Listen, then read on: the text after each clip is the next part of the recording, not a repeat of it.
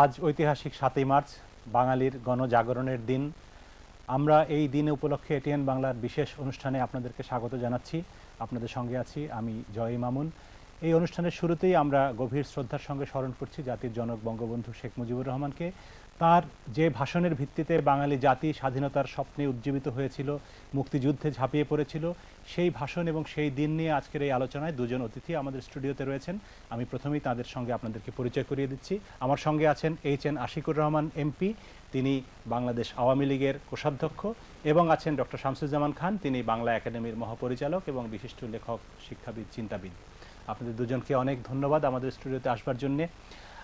আজকে আমি যেটি শুরুতে বললাম যে একটি ঐতিহাসিক দিন এবং খুবই গুরুত্বপূর্ণ দিন। বাঙালি জাতির ইতিহাসে এরকম দিন খুব কম। স্বাধীনতা অর্জনের প্রাক্কালে বঙ্গবন্ধুর অঙ্গুলি হেলনে, বঙ্গবন্ধুর আহ্বানে সাড়া দিয়ে জাতি মুক্তিযুদ্ধের জন্য প্রস্তুতি নিয়েছিল, এবং যদিও যুদ্ধ শুরু হতে তখনও কয়েকদিন বাকি ছিল, কিন্তু সেই প্রেক্ষাপট নিয়েই আমরা আজকে আলোচনা করতে চাই। জনাব আশিকুর রহমান, আপনাকে দিয়েই শুরু করি যে কোন প্রেক্ষাপটে তখন বঙ্গবন্ধু শেখ মুজিবুর রহমান বাঙালি জাতিকে বলেছিলেন যে এবারের সংগ্রাম মুক্তির সংগ্রাম, এবারের সংগ্রাম স্বাধীনতার সংগ্রাম? আপনি যেটা বললেন কথাটা খুবই খাঁটি, যে ৭ই মার্চ এটা ছিল একটা turning of the handle. Actually স্বাধীনতা হাজার বছর ধরে বাঙালির মধ্যে একটা স্বাধীনতা খোদা ছিল, এবং স্বাধীনতা বাঙালি অনেকে আগে শক, কুষাণ, পাঠান, মোগল ছিল, কিন্তু সত্যি অর্থে বাঙালি কোনো নিজেরা স্বাধীন ছিল না। এবং একটা স্বাধীনতা খোদা ছিল, স্বাধীনতা মানুষের নিজেদের আত্মনিয়ন্ত্রণ অধিকার কোনোদিন বাঙালি পায়নি। তো ৭১ সালের ৭ই মার্চে যিনি বক্তৃতা করলেন, সে এক বক্তৃতার মাঝে পুরা বাঙালি জাতিকে তিনি একতাবদ্ধ করতে পেরেছিলেন, এবং একটা নিরস্ত জাতিকে, অনেকে মনে করতো বাঙালি নিরস্ত জাতিকে তার অস্ত্র মানে যুদ্ধ করার একটা যে প্রেরণা, সে প্রেরণা দিয়ে ইউনাইটেড করে ফেলেছিলেন। এবং বলতে গেলে বাংলাদেশে এমন কোনো মানুষ ছিল না, প্রত্যেকটা মানুষ সেদিন বঙ্গবন্ধুর আহ্বানে তারা উজ্জীবিত হয়েছিল, স্বাধীনতার জন্য তারা সামনে এগিয়ে গিয়েছিল, এবং তারা খালি হাতে লড়াই করেছিল। সে পর্যন্ত তারা গিয়েছে, আত্মত্যাগ তারা করেছিল। সেই যে একটা বিরাট যে ব্যাপার ছিল, ৭ই মার্চের যে বক্তৃতা উনি দিলেন, আমি সেই সময় করাচিতে ছিলাম। আমি সরকারি চাকরিতে ছিলাম, ডেপুটি সেক্রেটারি সিন্ধ গভর্নমেন্টে। কিন্তু আমি করাচি থাকি, বা কে বাইরে বিদেশে থাকে, বা কে বাংলাদেশে, সেরকম কথা ছিল। প্রত্যেকটা বাঙালি উজ্জীবিত। এবং সেই সময় মনে হয় যে কিছু রাজাকার বা বদর বাহিনীর লোক ছাড়া এমন কোনো ব্যক্তি, সে নারী, পুরুষ, তরুণ, তরুণী, কৃষক, বাইরে ছিল না। ওনার সে আন্দোলন, ওনার নেতৃত্ব, এবং ৭ই মার্চের সেই বক্তৃতা, যে বক্তৃতা এখনও শুনলে আমি রোমাঞ্চিত হই। যে কোনো ব্যক্তি রোমাঞ্চিত হয় এখন শুনলে, মানে গায়ের রক্ত, মানে গায়ের লোম দাঁড়িয়ে এখনো শুনলে এটা মনে হয় সেদিন তার কণ্ঠস্বরে ওদের ঈশ্বরের অবস্থান হয়েছিল, মনে হয়। এরকম হয় না। এবং বহু স্পিচ শুনেছি, বহু স্পিচ পড়েছি ইংরেজি বাংলায়। আমার মনে হয় যে এটা একটা শ্রেষ্ঠ একটা ভাষণ ছিল, অস্ত্রের থেকে অনেক বেশি শানিত, এবং অনেক কবিতা সাহিত্য থেকে অনেক বেশি উদ্দীপনামূলক। এক বক্তৃতায় যেটা বাঙালির মধ্যে যে ইচ্ছেটা ছিল, যে আগ্রহ, উদ্যোগ, আমরা বঞ্চিত, আমাদের পেতে হবে, কিন্তু সেটাকে একটা অবয়ব দিলেন ওই এক বক্তৃতার মাধ্যমে। বাঙালি ঝাঁপিয়ে পড়ল খালি হাতে, বলতে গেলে কোনো রকম অস্ত্র ছিল না, প্রত্যেকটা বাঙালি। এটা না হলে তো সম্ভব ছিল না। এটা অদ্ভুত একটা ব্যাপার। আর উনি যে ওনার যে আন্দোলন ডাক দিলেন, বললেন যে সবাই কেউ তোমাদের যা কিছু আছে তাই নিয়ে লড়াই করো। সে ছাড়া বললেন, উনি যখন ৭ই মার্চে পরে বললেন সব কিছু বন্ধ থাকবে। তো আমি বলা ঠিক করে যাই না, মহাত্মা গান্ধীর সময় আমরা ওইটা দেখেছি, নন কোঅপারেশন মুভমেন্ট, কিন্তু তার থেকে অনেক বেশি সফল ছিল এই নন কোঅপারেশন মুভমেন্ট। ওর সাথে বঙ্গবন্ধুর ডাকে যেটা যে একটা কোনো রকম বিচ্যুতি ছিল না। সেই জন্যই বলতেছি, আমরা তো আগেও দেখেছি নন কোঅপারেটিভ মুভমেন্ট, অসহযোগ আন্দোলন। ওই অসহযোগ আন্দোলন একটা ধারণাতীত, প্রশ্নাতীত, এবং এই ধরনের একটা অসহযোগ আন্দোলন বোধহয় দেখা যায়নি, আর কোনদিন হবে কিনা সন্দেহ আছে। ধন্যবাদ আপনাকে। ডক্টর শামসুজ্জামান খান, আমি একটু আপনার কাছে ৭ই মার্চের পটভূমি সম্পর্কে জানতে চাই। কারণটাও বলা দরকার যে আমাদের প্রজন্ম থেকে শুরু করে এখন আরও দুটি প্রজন্ম যারা মুক্তিযুদ্ধ পরবর্তীকালে বাংলাদেশে জন্মেছে, আমাদের সন্তানরাও এখন বড় হচ্ছে, তারা হয়তো ৭ই মার্চের ভাষণ শুনেছে বা দেখেছে টেলিভিশনে, কিন্তু এর পটভূমিটি আমরা অনেকেই জানি না। সেগুলি বোধহয় একটু আলোচনা করার অবকাশ আছে আজকে, যে কোন প্রেক্ষাপটে বঙ্গবন্ধু এরকম ডাক দিলেন, বাঙালিকে ঐক্যবদ্ধ হবার জন্য বললেন এবং শত্রুর মোকাবেলা করার প্রস্তুতি নিতে বললেন। 23 বছর যাবৎ বাঙালি শোষিত নির্যাতিত হয়েছে পাকিস্তান আমলে। প্রথম থেকেই আমাদের পূর্ব 23টি বছর মানে পাকিস্তান হওয়ার সঙ্গে সঙ্গে আমাদের ভাষার উপর আঘাত হানা হলো। মোহাম্মদ আলী জিন্নাহ ঢাকায় এলেন 48-এ, এসে বর্তমান সোহরাওয়ার্দী উদ্যানে, তখন রেসকোর্স ময়দান ছিল, সেখানে যে ভাষণ দিলেন সেখানে বললেন Urdu and only Urdu shall be the state language of Pakistan. অর্থাৎ তখনই ভাষার উপর আঘাত এলো, এবং ভাষার উপর আঘাত মানেই একটি জাতিসত্তাকে ধ্বংস করার প্রয়াসের নামান্তর। তো সেই জায়গা থেকে আমরা দেখছি যে বঙ্গবন্ধু একটার পর একটা আন্দোলনকে গণ আন্দোলনে রূপান্তরিত করেছেন এবং ঘটনাসমূহকে এমন পর্যায়ে নিয়ে গেছেন যাতে বাঙালি ধীরে ধীরে ধাপে ধাপে পর্যায়ক্রমে তার নেতৃত্বের প্রতি আস্থাশীল হয়েছে এবং তিনি অবিসংবাদিত নেতা হিসেবে আবির্ভূত হয়েছেন। এবং শেষে কোনোরকমভাবেই যখন শোষণ বন্ধ করা যায় না, সামরিক বাহিনীতে বলি, সিভিল সার্ভিসে বলি, সব জায়গায় পাকিস্তানের হয়তো 70%, 30%ও বাঙালিদের জন্য নেই। অতএব এইসব বঞ্চনাকে সামনে তুলে ধরে বঙ্গবন্ধু যে ভাষণটি দিলেন, সেই ভাষণের ইতিহাসের দিক থেকে যদি আমরা তাকাই তাহলে দেখি খান সারোয়ার মুর্শিদ লিখেছেন, তিনিও যুক্ত ছিলেন এই ভাষণের ব্যাপারে। খান সারোয়ার মুর্শিদ, তাজউদ্দিন সাহেব এবং কয়েকজন অর্থনীতিবিদ, আমিরুল ইসলাম সাহেব, এরা এই ভাষণ একটা তৈরি করলেন। মজার ব্যাপার হলো বঙ্গবন্ধু যখন ভাষণ দেবেন তখন দেখা গেল তার সামনে কোনো কাগজ নেই। ওই যে এত কষ্ট করে সারোয়ার মুর্শিদ সাহেব বললেন রাত 7:30 পর্যন্ত আমরা ভাষণ লিখে তার ইংরেজি এবং বাংলা শেষ করে দিলাম। কিন্তু এই ভাষণটি বঙ্গবন্ধু যখন দিলেন তখন দেখা গেল ওই ভাষণের কোনো কথাই তিনি বলেননি। তার মনে এমন একটা প্রত্যয় জন্মেছিল এবং এমনভাবে বিষয়টি উপস্থাপন করলেন, এটা বিশ্ব ইতিহাসে খুবই প্রবল ব্যক্তিত্ব সম্পন্ন, প্রচণ্ড বুদ্ধিমান একজন মানুষ না হলে এরকম ভাষণ দিতে পারে না। কি কঠিন একটা পরিস্থিতি, একদিকে কামান বন্দুক সাজানো পাকিস্তানিদের, অন্যদিকে বাঙালির আকাশচুম্বী প্রত্যাশা যে বঙ্গবন্ধু স্বাধীনতা ঘোষণা করবেন, কিন্তু স্বাধীনতা ঘোষণা তিনি করলেনও আবার করলেনও না। পাকিস্তানি গোয়েন্দারা সেই জন্য বলেছে আমরা বোকা বনে গেলাম, শেখ মুজিবুর রহমান সব কথাই বলে গেলেন কিন্তু কোনোটার জন্য তাকে ধরা যাচ্ছে না, আইনসম্মতভাবে ধরা যাচ্ছে না। এই যে একটা ব্যাপার, এই জন্য আব্রাহাম লিঙ্কনের গেটিসবার্গ অ্যাড্রেসের কথা বলা হয়, তার যে ভাষণ সেইটার সঙ্গে কেউ কেউ তুলনা করে, কিন্তু কোনোভাবেই এই ভাষণকে ওই সব ভাষণের সঙ্গে তুল্যমূল্য বিবেচিত করা যায় না। বঙ্গবন্ধুর ভাষণটি একেবারেই অচিন্তনীয় একটা সাফল্যের প্রতীক। তিনি এমনভাবে বললেন, প্রতিটি কথা যেন মূল্যবান তো বটেই, সেই সঙ্গে সঙ্গে প্রতি কথাকে এত যত্নের সঙ্গে বিন্যস্ত করা হয়েছে যে এই ভাষণ পৃথিবীর শ্রেষ্ঠ ভাষণ হিসেবে আবির্ভূত হয়েছে। সম্প্রতি একটি বই বেরিয়েছে যুক্তরাজ্য থেকে, এবং সেখানে ওই কয়েক বছরের ইতিহাসের ঐতিহাসিক ভাষণগুলোর কথা উল্লেখ করা হয়েছে, সেখানে এই ভাষণটি এইবার অন্তর্ভুক্ত হয়েছে। ভাষণের মধ্যে যে জিনিসটা ছিল অনুরণন, মানে একটা কথা যে বলা হবে মানুষের বুকের ভেতর সেটা যেন বাঁচতে থাকবে, যে কারণে সৃষ্টি করবে, যে কারণে ওই ভাষণের যে বাংময়তা, যে তাৎপর্য, সেটি কিন্তু পরিস্ফুট হয়ে ওঠে ওইভাবেই। এবং তিনি স্বাধীনতার কথাও বললেন, স্বাধীনতা ঘোষণাও করলেন, আবার তাকে চমৎকারভাবে এমন শব্দের বিন্যাসে একটু অন্তরালে রাখলেন যে ওরা কিছুই করতে পারল না। সেই দিক থেকে দেখতে গেলে পৃথিবীর এটিই বোধহয় শ্রেষ্ঠ ভাষণ, যার দিকে কামান বন্দুক গর্জে ওঠার জন্য প্রস্তুত, সেখানে তার মধ্যে একটা ভাষণ একটু কোনোরকমভাবে ত্রুটি হলেই গুলি চলে আসবে এবং তিনি যে ভাষণ দেবেন যে জায়গায়, সেই জায়গায় ট্যাঙ্ক দিয়ে বিধ্বস্ত করা হবে। এইরকম একটি অবস্থার মধ্যে এত অসাধারণ একটি ভাষণ দেওয়ার যে দক্ষতা, সেটি পৃথিবীর ইতিহাসে এক নতুন বিস্ময় সৃষ্টি করেছে।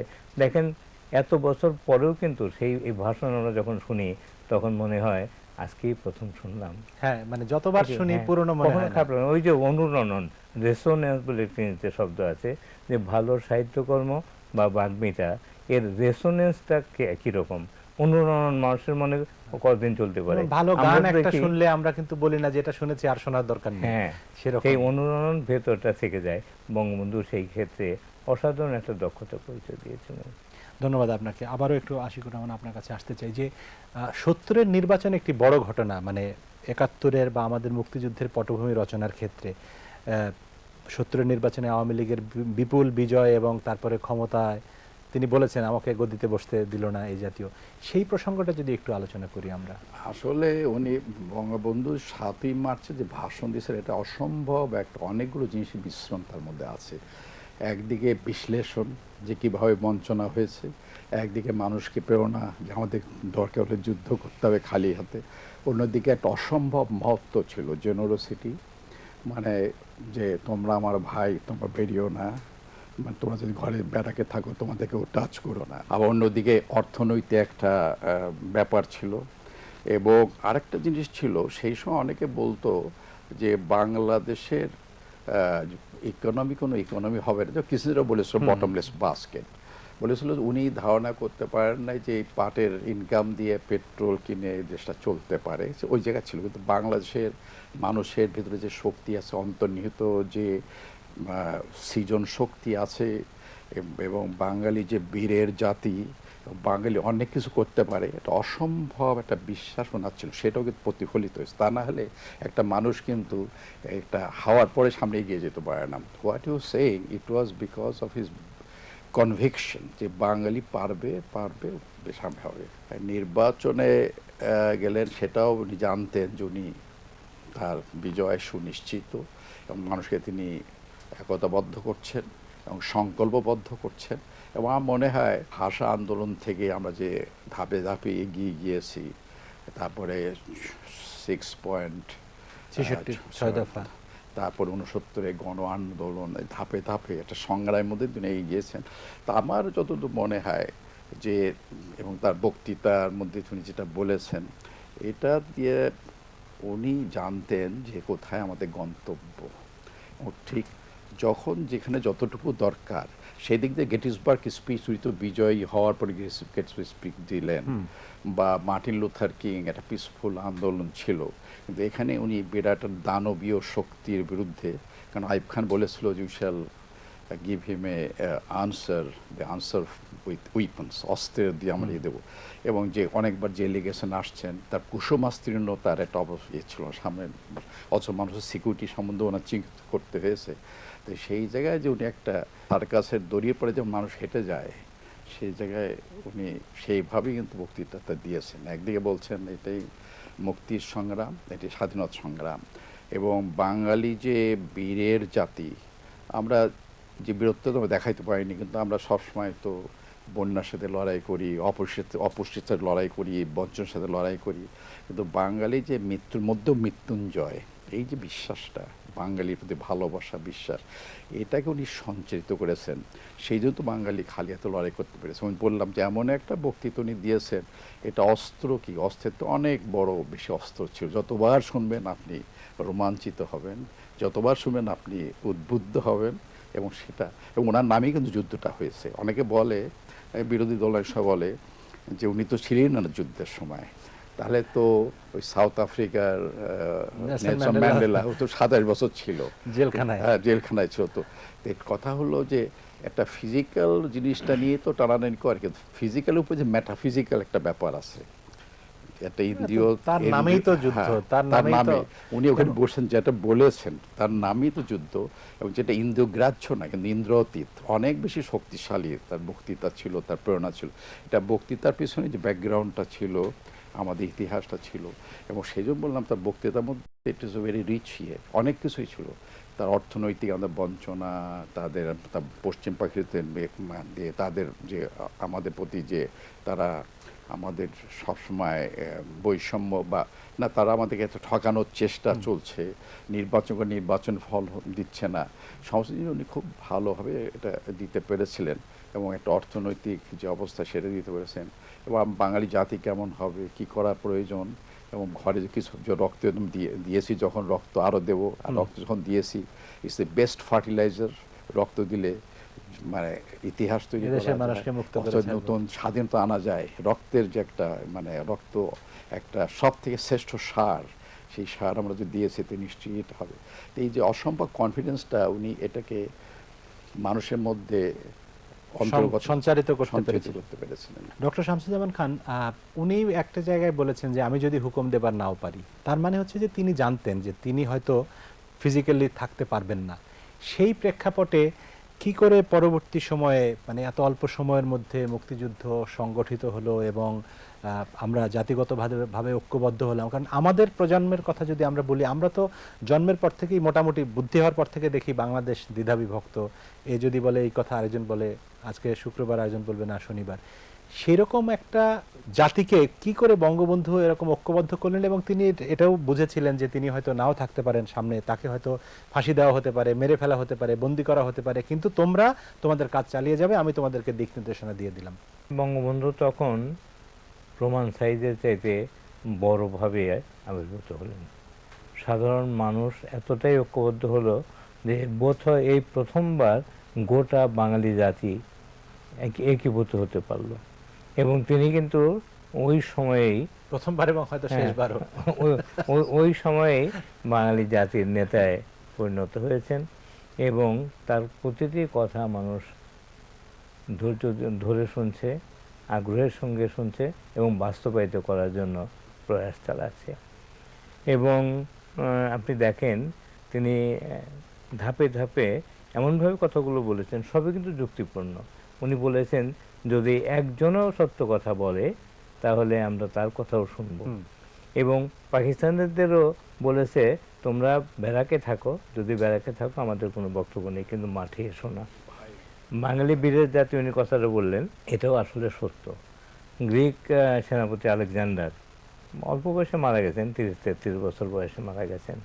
বিশাল জয় করে এসে ওই বর্তমান পাকিস্তানের ওই দিক দিয়ে ঢোকার চেষ্টা করে যখন গঙ্গারারীদের মানে গঙ্গা ঋদ্ধি বলা হয় পূর্ব বাংলাকে, সেই গঙ্গা ঋদ্ধির বীরদের কথা তিনি শুনেছিলেন যে এরা আসলেই খুবই বড় মাপের বীর। তো তাদের ভয়ে আলেকজান্ডার আরও অগ্রসর হয়নি। এবং সেটা কিন্তু পাঞ্জাবি সৈন্যদের নয়, ওদের ওখানে সবাই এসছে ওই জায়গা দিয়ে। ওরা আবার বড়াই করে, বড় বড় কথা বলে, কিন্তু সব বিদেশি বিজেতাই কিন্তু এসছে ওই অঞ্চল দিয়ে। তো সেই থেকে যদি দেখি তাহলে তার এই ভাষণটির মধ্যে তিনি যখন বললেন যে যদি দরকার হয় তাহলে গেরিলা যুদ্ধেও যেতে হবে, সে কথা তিনি কিন্তু বলছেন। এবং গেরিলা যুদ্ধে আমাদের যেতে হয়েছে, কারণ পাকিস্তানি সেনা এবং মুক্তিযোদ্ধার যে রেশিও তার মধ্যে অসাম্য ছিল।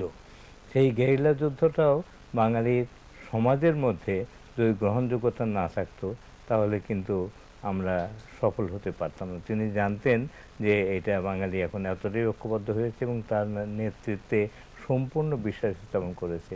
অতএব যারা বলেন যে উনি ছিলেন না, উনি থাকলে যতটা হতেন তার সাথে বেশি আগ্রহ নিয়ে মানুষ তাকে গ্রহণ করেছে নেতা হিসেবে। আমরা মোটামুটি শেষ দিকে চলে আসছি শামসুজ্জামান খান, আমি একটা প্রসঙ্গ দিয়ে শেষ করব। সেটি হচ্ছে যে এই যে বঙ্গবন্ধুর ভাষণের ব্যাপারটি আমাদের ছেলে মেয়েদের জন্য স্কুলে পাঠ্য হতে পারে কিনা, বা সেটিকে আমরা আরও কি করে নতুন প্রজন্মের মধ্যে ছড়িয়ে দিতে পারি, সেক্ষেত্রে সরকারি বেসরকারি বা আপনার বাংলা একাডেমি বা গণমাধ্যম কার কি ভূমিকা, সেটি আমরা কতটুকু পালন করছি?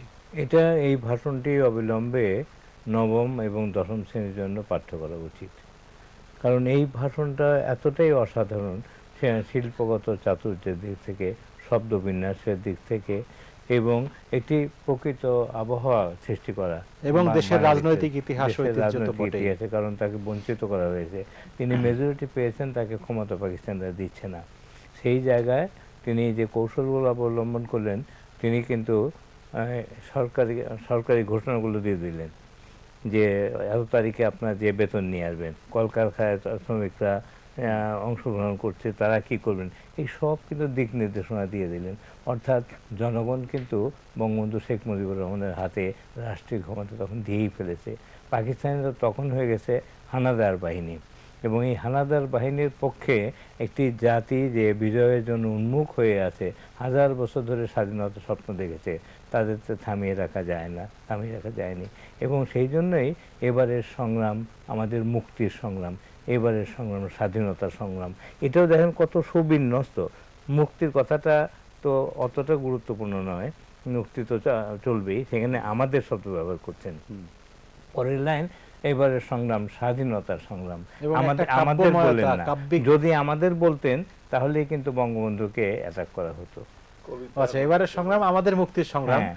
এবারের সংগ্রাম স্বাধীনতার সংগ্রাম, আমাদের স্বাধীনতা না, না। আমাদের আসলে এই এটা কথা কবিতা, বলতেন না। বক্তৃতা পড়া, বক্তৃতাটা তো কবিতা। সেক্ষেত্রে মানে আপনি যেটি বলছিলেন যেটা পাঠ্য বইয়ে অন্তর্ভুক্তির বিষয়ে সরকারের তরফ থেকে উদ্যোগ নেওয়া দরকার, সেটি বলছেন। অবিলম্বে উদ্যোগ নেওয়া দরকার, কারণ আমাদের দেশে তথাকথিত র্যাডিক্যালিজমের যে জন্ম হচ্ছে সেটা খুবই ক্ষতিকর। বাংলাদেশকে এমন একটা পর্যায়ে নিয়ে যাবে যে সেই জায়গা থেকে আমরা আফগানিস্তান বা পাকিস্তানের মতো হয়ে যাব।